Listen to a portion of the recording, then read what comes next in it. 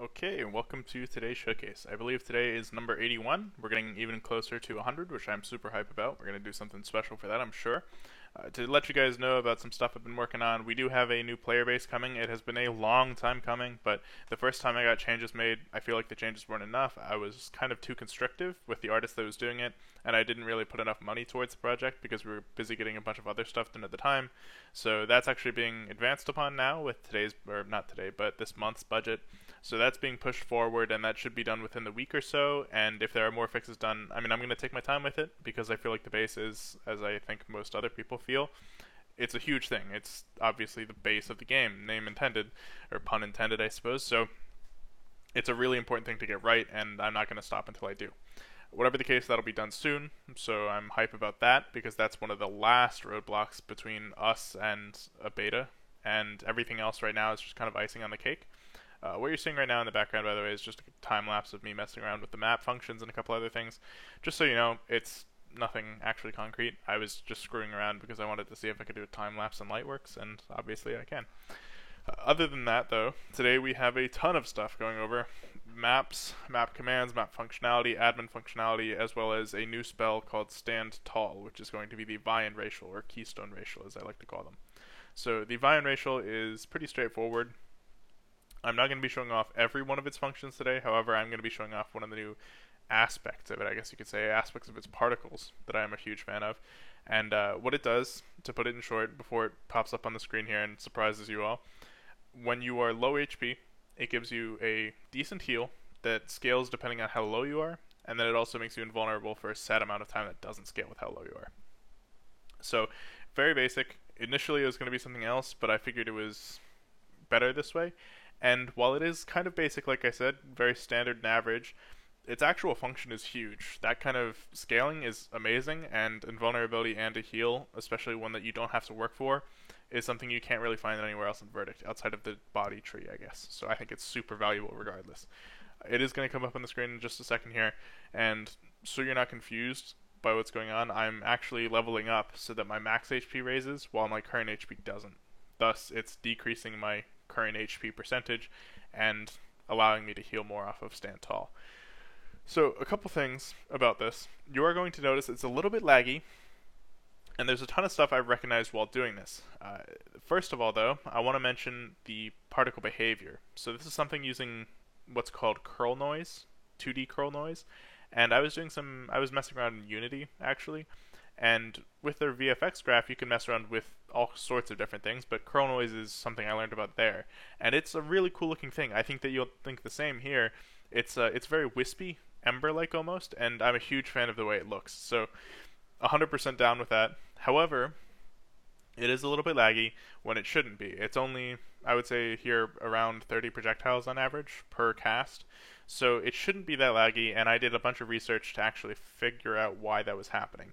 It will change in a second here, but basically what ended up happening was I had to change how all the projectiles work, or not projectiles, sorry, particles, because particles were something I made very early on. Particles are also not really used in a lot of places, therefore what I would call the very numerous effects. Obviously I don't want to spawn 20 bubbles, and you're going to see here I'm going to be pointing to the FPS meter in a couple places. This is prior to the changes for the record, but anyway, previously not only were they not based off of angles, they were based off of some vague geometric stuff. They were also not optimized whatsoever because, like I said, they were made as one of the first things relative to everything else that's been redone since then. So I've completely redone how they're coded, and you'll see that in a second. It's going to be a brief thing. It's like 30-40 seconds. But anyway, I just go over what I've changed and how I've reorganized everything so that they now use angles. And they're not done by any means. The organization is still in progress, but for the most part, I feel like it's up to speed with a lot of the other code in the game. Hopefully in the future it should fix situations like this. I don't think that the curl noise is 100% efficient yet because it is a pretty expensive thing to do, but I would like to fix that, and we've implemented object pooling with a couple particles here and there to make sure that it really does stay up to speed, hopefully in the future. Whatever the case, we're going to be going over the map commands in just a second here, so I'm going to go ahead and leave it to my past self because we didn't pre-record these clips this time, or I didn't, I suppose. Whatever the case, I hope you guys enjoyed until now, and I hope you enjoy what comes next with all these new map things and map commands and all that stuff, all that fluffy functionality. Okay, so for this clip in particular, we're going to be going over everything in real time. What this means is I am actually here right now. I'm not doing a voiceover of a pre-recorded clip. There is no real politics to this. I just felt like it would be better to explain everything here in greater detail and with more nuance than I would have been able to achieve with a quicker clip and with a voiceover. So to give you guys a brief recap of what I'm going to go over in just a second here, last time we split up maps into a map grid. So instead of having one big map, we have 4 smaller maps, or however many smaller maps, instead of a however large big map that can scale infinitely, basically. And there's a ton of performance benefits, related to that. However, there are also some actual administrative benefits to that I wanted to show off to you guys as well. So that's what we're going to be focusing on today. Last showcase was kind of the mechanical side of things, where I actually demonstrated transitioning between maps on that map grid. Today I'm going to be showing some of the fluff related to it and some of the stuff that you guys as players should be kind of excited about, or you guys as admins should be kind of excited about. So first up, we're going to jump into it. This southern map here, if I go near the edge of the map, and just to let you guys know, I do recognize that the hotbar is a couple pixels to the left. I know it needs to be moved, don't worry. Regardless, as you can see, it's saying bottom left and it's hovering this little arrow. So what this means is the map to the bottom of me currently, the south of me I suppose, is named bottom left. And that's not a topical name, as I'll explain in a second. It's its true name. So this map in the code is literally defined as bottom left, and the reason for that is because there's 4 maps. There's one top left, top right, bottom left, and bottom right. Naturally, I would name them accordingly. In the future, we'll probably move to grid names or number-based names just for organization, because there will be dozens of maps, but for now, it's just going to be this simple because we only have a 2x2 grid. If I walk through this, obviously it will transition as it did last showcase, and if I walk up to the north, you'll see same exact thing, top left. So, this is cool and everything. However, obviously in the future, if we have grid names, it's not very immersing, right? If you walk up to the edge of a map, you want to see, something cool. You don't necessarily want to see 0.1.2.3 or something like that, right? So, I'm going to demonstrate my solution to that. Real quickly, I'm just going to run over here and then show you guys this. So this is Elytris. This is just a random name I came up with off the top of my head somewhere. What this is, again, as I mentioned earlier, a quote-unquote topical name. So unlike the true name, this topical name isn't really relied upon for anything in the code. Instead, this is just what's displayed to the player character instead of the true name. So instead of 0.1.2.3, you have Elytris, It's a lot more human, a lot more understandable, and certainly a lot more immersive. Now, say for some reason this name just doesn't do, right? I can change that as an admin with this command, and then I just type in the true name, which is bottom right, because this is, or Elytris' true name and true spot is bottom right. And I can change this to, let's say, Amazon, whatever, right? So it's not going to change immediately. I have to walk to the left and then walk back over, but you can see now it's named Amazon. So one question you guys might have is that just now I knew its true name, right? I knew where it was. But in the future, if you do have those grid number-based names, how are you supposed to know as an admin, right? Well, there's a command for that too. So if you do /get map name, you can find its true name, and if it has any topical name, it'll print that for you too. If I walk back over to the bottom left map and try the same, it won't print a topical name because there is no topical name attached to it. Very simple stuff, I think. Now, there are some other things, not necessarily related to presentation. So, if I go back up to the top left, I can show you guys this. So, as it says here, this map has been locked by an admin. Try again later. I don't know if you guys have ever been in this situation where a scene has been locked or a section of the map has been locked. Typically, it doesn't work very well. I know you guys probably have your own opinions of locked scenes and everything, but the truth of the matter is that it's very important that they're there as a capability, and the problems with them are more related to the responsibilities of the admins and the admins' characters themselves than it is to the actual function. Certainly there are a lot of situations where maybe a mob has been bugged and it will instantly kill you and wipe your save if you're on the same map as it or something. So in that case, it's just a good idea to lock that map. Just to demonstrate something real quick, this is the top left map, so obviously there's nothing to the top or the left of this map. If I walk over here, you can see it says void. Very simple. Same thing for north of me. The maps don't exist, so it just prints void. No particular correlation between the actual void and those map voids. It's just a kind of shorthand for it. I might change it in the future, but regardless, if I try to walk into this right edge here, I can't. So it acts as if there is a void here. It acts as if I can't walk through this. The reason for that, of course, is that it is locked. And as an admin, I would be able to do this. I can just say unlock map top right. And obviously, again, it doesn't change. But if I walk back into it, it replaces it with the arrow and I can walk through it as per normal. That's pretty cool, in my opinion. And if you wanted to, you can just hit this and say lock map top right. Now, because I'm in top right, I'll be allowed to leave this map. So I can leave this map still and exit it, I suppose, but I can't get back into it. This is sort of inverse or counter to another function I want to add in the future.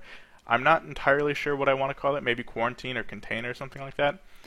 But it'll be basically the same thing. If you are in a map, it won't let you leave the map. Same thing, but reverse, rather. So that'll be a future thing. I don't think it's as necessary as locking a map from entry, but still, I think that's pretty cool. And if I wanted to, I could combine those two things I showed off and say change map topical name top right to locked map or something like that. I can use a space, of course. And when I walk back over here, you can see it says locked. I guess the space is getting cut off here. It's actually layering underneath this text and not being shown. But ironically, that's kind of a topical issue, so I'm not too worried about it. Whatever the case, I think that's everything for this particular section of the showcase. I hope you guys enjoyed. I hope you guys look forward to the next clip, if there is another one. I'm not entirely certain where I'm going to put this in the hierarchy. But yeah, so say hello to future me for me. Have a good day. Bye. Not so fast. I am not gone yet. I actually forgot about something here. So there is a command here that's more complicated than any of the ones I just showed off, and I think you guys will actually find it kind of interesting, and a little bit mindfucky too. I use that word very liberally, or I guess conservatively. In this case, though, it is very applicable, I think. So one of the big things, I think, in any game is a lot of the stuff feels very static. It feels very stuck in place. And of course, with all things like projectiles and maps and, terrain and so on, I want to subvert expectations a little bit, especially for this kind of roleplay game. And what I've done is I've implemented a reposition map, I guess you could call it a function or a feature. What's really important to note here is that I'm probably not even going to let admins touch this, because it is a huge danger because of its mindfuckery power. So if I type reposition map, and let's say for instance that I want the map I'm in currently to be the bottom right map. So I'm in top left right now, and I want it to be bottom right. So I can take the index, which is the x and y positions, or rather y and x positions of the map that I'm wanting to swap with another map, and then take the same from the other map that I'm trying to swap with this one, which would be in this case 1, 1. So I'm taking the top left and the bottom right maps and swapping their positions in the grid.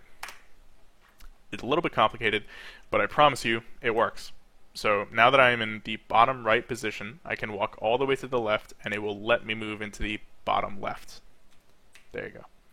So, alright, I'm going to do something to prove what I did was not just some random chance kind of trickery or something like that. So let's say I want to do the same exact thing again, where I just swap those maps back into place. I am currently in the bottom right map as I swapped that position. So if I do that, now I won't be able to walk out here. And it's a void. So that, I might be over dramatizing it a little bit, but I find that really exciting because I really enjoy having that kind of dynamicism in my games and everything like that. Not necessarily ones I make, but just games in general. So, frankly, the fact that, we could have a special map or something like that and blatantly just swap it out with the current one and then move that other map into some distant land that players can't ordinarily reach or something like that. Frankly, I think that's really cool. And the really especially cool thing of this is that there's no performance cost. Literally nothing is lost in doing that aside from initially changing the position of 2 strings, which, for those of you that aren't coders, tiny, tiny little cost. It is so fast, and because everything works off of this grid, it's completely foolproof. The only thing I should mention here is that it isn't currently saved to file, but in the future the map grid will be saved to file. So we'll have backups, and then we'll also be able to change it across the reboots. So, I think that's really cool. I'm really excited about that. I hope you guys are too, and I apologize for kind of coming back in and cutting out whatever I'm going to be showing off next. But whatever the case, I hope you enjoyed. Bye. Okay, so I apologize for today being a little bit one track. Typically I try to do things in a very strange kind of way where everything has its own time and everything has its own section, and you have 10 different things going on.